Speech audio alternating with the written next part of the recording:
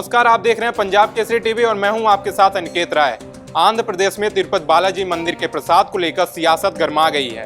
प्रसाद में उपयोग होने वाली घी की जांच रिपोर्ट सामने आई है, जिसमें मछली के तेल और जानवरों की चर्बी मिलने के इस्तेमाल की पुष्टि की गई है। इस पूरे घटनाक्रम से पूरे देश के लोगों और संतों में नाराजगी देखने को मिल रही है। संत कह रहे हैं कि तत्काल प्रभाव से मंदिर का ट्रस्ट बोर्ड भंग किया जाना चाहिए। चूंकि ये मामला सीधे तौर पर करोड़ों श्रद्धालुओं की आस्था से जुड़ा हुआ है, ऐसे में सवाल यह उठता है कि इस पवित्र प्रसाद में किसने और क्यों मिलावट की।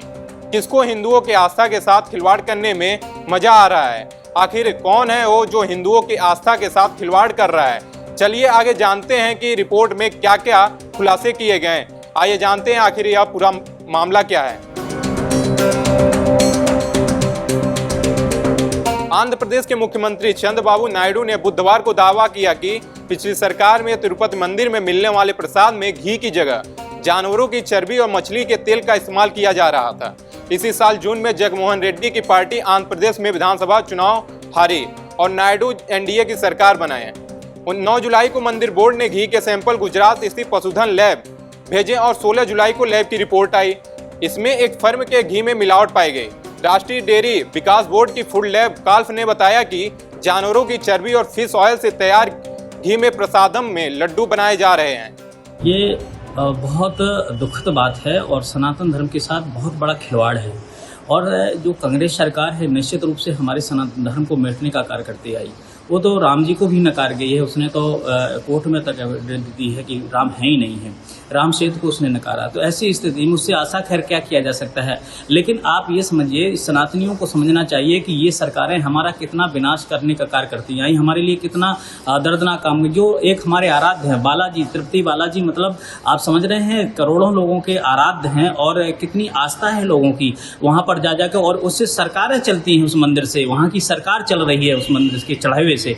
लेकिन आज जिस प्रकार से विधर्मियों को वहां पर बैठा दिया गया, जिस प्रकार से हिंदुओं से हाथ से छोड़ करके ईसाई व्यक्ति को वहां पर बैठा दिया है, तो ऐसी स्थिति में आशा क्या किया जा सकता है। लेकिन वर्तमान सरकार से मैं निवेदन करना चाहूंगा कि इसकी तत्काल संज्ञान लेना चाहिए और इसको तत्काल जो है वहां से जो विधर्मी टाइप के लोग बैठे उनको हटाना चाहिए और कड़ी से कड़ी इनको सजा देना चाहिए। भारत सरकार से भी मेरा यही निवेदन है कि इस प्रकार से सनातन धर्म के साथ खिलवाड़ न किया जाए, अन्यथा अखिल भारतीय संत समिति, व्यास संघ, सारे संगठन, हिंदू संगठन सड़क पर उतरने के लिए बाध्य हो जाए।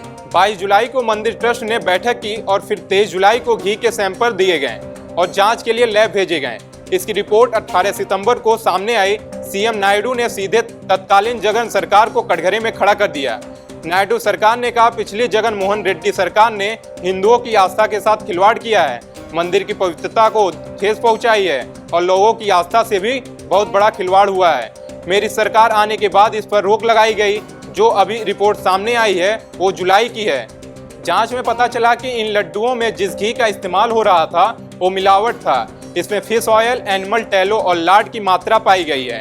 एनिमल टैलो का मतलब पशु में मौजूद फैट से होता है, इसमें लाड भी शामिल था।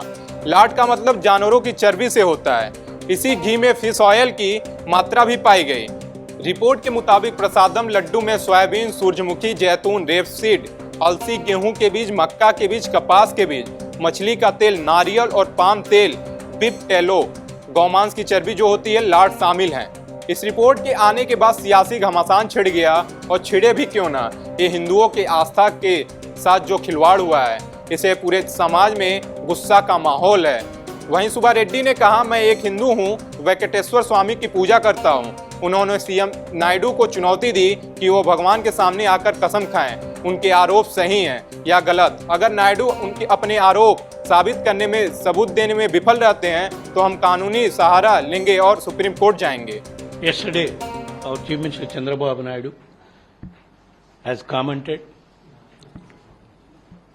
baseless allegations, shocking allegations, like saying that in TTD, while YCP is in governance, they have damaged the decorum and sanctity of the Tirumala Tirupati Devasthanams, and they have gone to the extent of criticizing and commenting wild comments like, while preparing Swamwari, prasadams and laddus, animal fat being used. This is ridiculous. Entire, not only country, entire world, all Hindu devotees are hurt because of these comments. You should take back. These are all baseless and wild comments. अब इस report के आने के बाद सरकार और केंद्र सरकार आगे क्या कदम उठाती है ये तो वक्त ही बताएगा, लेकिन अगर इस बात में सच्चाई है तो जिम्मेदारों के प्रति ऐसी कार्रवाई होनी चाहिए कि आने वाले नस्ल भी किसी धर्म के साथ खिलवाड़ करने से डरें। लेकिन देखने वाली बात होगी कि केंद्र सरकार इस पर क्या कदम उठाती है, ये तो वक्त ही बताएगा। देश दुनिया के तमाम खबरों को देखने के लिए देखते रहिए पंजाब केसरी टीवी। हमसे जुड़े रहने के लिए हमारे YouTube चैनल को सब्सक्राइब करें और नई वीडियो की नोटिफिकेशन के लिए बेल आइकॉन को दबाएं।